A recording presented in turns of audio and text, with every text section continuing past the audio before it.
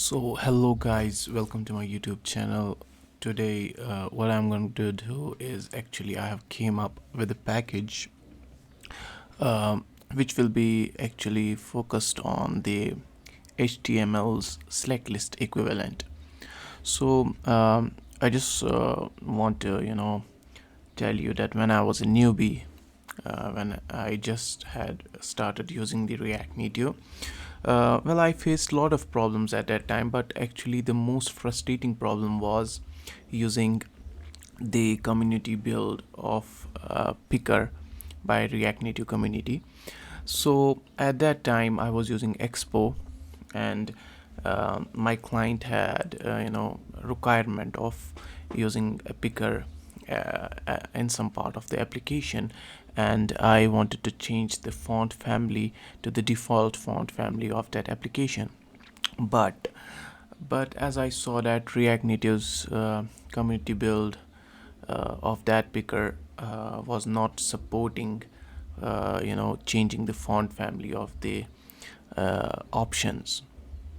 So what I did at that time, I tried to choose many packages available on npm, but I saw that all were frustrating and they were not easy to use. So today I decided that I should create a package which will be focused on easiness and will give full flexibility to developers to customize it their own way, to change its styles, and to take full control over its functioning. So here it is. I just published on yesterday I published it on npm.js, and I see that people have already started using it because of the easiness that I have provided in it. You can see the demo here. It's very easy. You can search from the options. You can, even if no options are available, you'll get no options are available. And the thing is, it's very easy to use. It's a piece of cake for everyone, even newbies. So what you have to do, you just have to firstly install it. For installing, what you have to do, you just have to type yarn add react native drop down select list, click enter, press enter, and after that this package will be installed in your project. So as I have already installed it, I will not be installing it again. This is a new React Native project that I have initiated, and you can see in the emulator that it's showing up and running, and this is the text that I have changed. And now what I'll do, I'll show you how to use and customize this plugin. So what I'll do, I'll just import select list from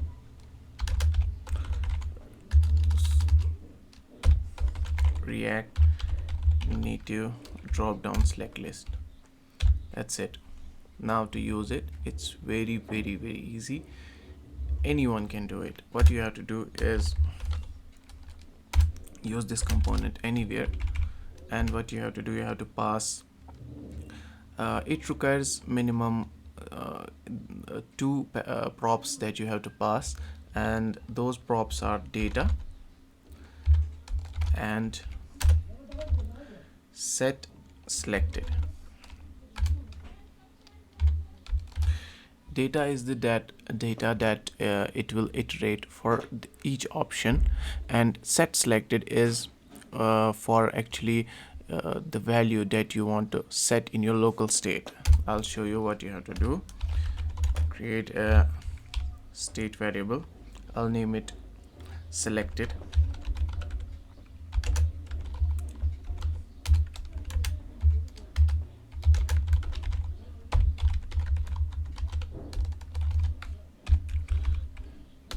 Initially I will set it to empty. So now what you have to do is to pass data. So here I'll make another variable, data. must be an array, and it should contain each iterable instance as an object, and that is, it must contain key and value. For example, I'll set key to 1 and value to Gujarat. And for each option, what you have to do, provide data like this. So this will be 2, this will be 3, this will be 4, this will be 5, 6, and 7. I'll name this Madhya Pradesh. I'll do this Jammu and Kashmir.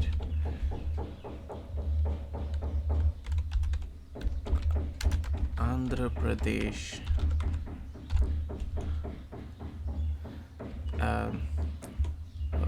And Uttar Pradesh.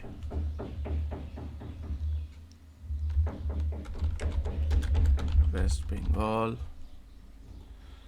And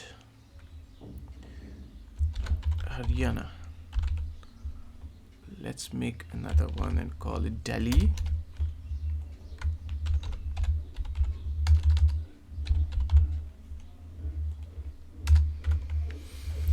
This will act like the HTML equivalent of the option, and this will be the value.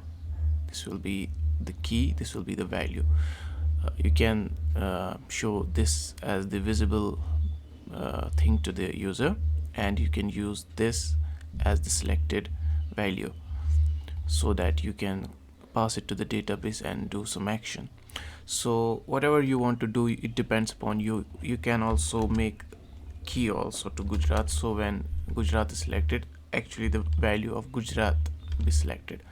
So it's dependent upon you. I'll show you how easy it is to use. Now you have to pass this data to data and set selected to set, so that when this value is selected, it will reach to your selected variable, and you can use it in anything. You can use it in your actions, you can use it for formic, whatever you like. So what I'll do, I'll just save it, and as you can see in the emulator, the select list is already there. Now if I click on this, you can see all the options. I can scroll down and I can view all the options. Very easy, just 2 seconds. That's it. It will take for you to install it and to use it. It's very easy. As I was newbie to React Native, I saw it was very frustrating at that time, and I had to choose from at least 13 to 14 packages what I wanted to use, and that I chose at that time was also not up to the mark, but I was in a hurry, so I had to use any of the packages. So I used some package at that time, but today I've come up with this package, and you can already see how easy it is. So I'll show you what props it takes and how you have full control over this select list. So I'll use the props now. What you can do, there are some props that from which you have full control over this package. Firstly, I'll be talking about the prop of box styles. What this prop does is actually it can you have to pass a style object to it, and it styles the input this select box. So for example, you want to change the box color to red. What you can do is save this, and it will override the previous styles.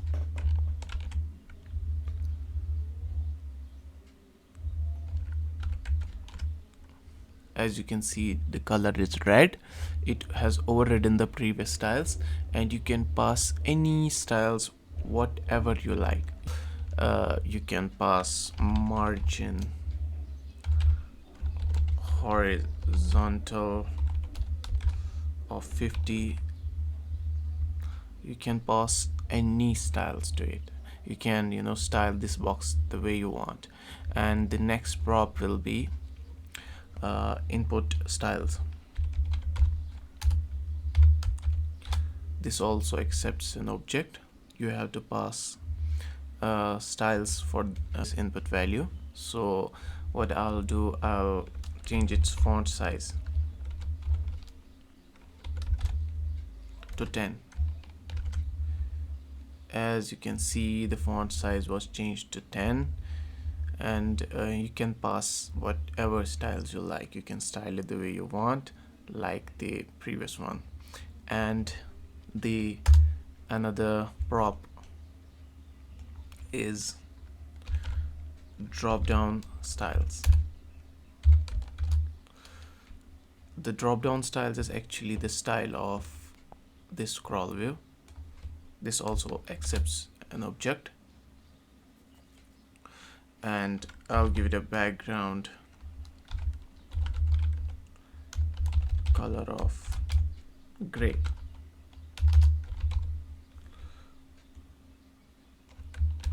Okay, I'll save it.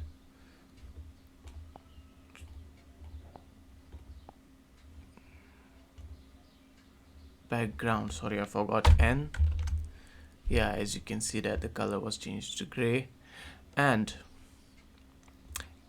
you can change its height, you can change its paddings, you can change its margin, whatever. You can customize it the way you want. And what I'll do is pass another prop, drop down item styles, and this will be the style of each element that is inside the scroll view. And you can give it margin horizontal of 10, and as you saw that it was margin of 10 was applied to it. So what I'll do, I'll pass another prop, and that is drop down text styles, and this styles will be applicable to each iterable element. You can change its font family, you can change its font color. I'll show you.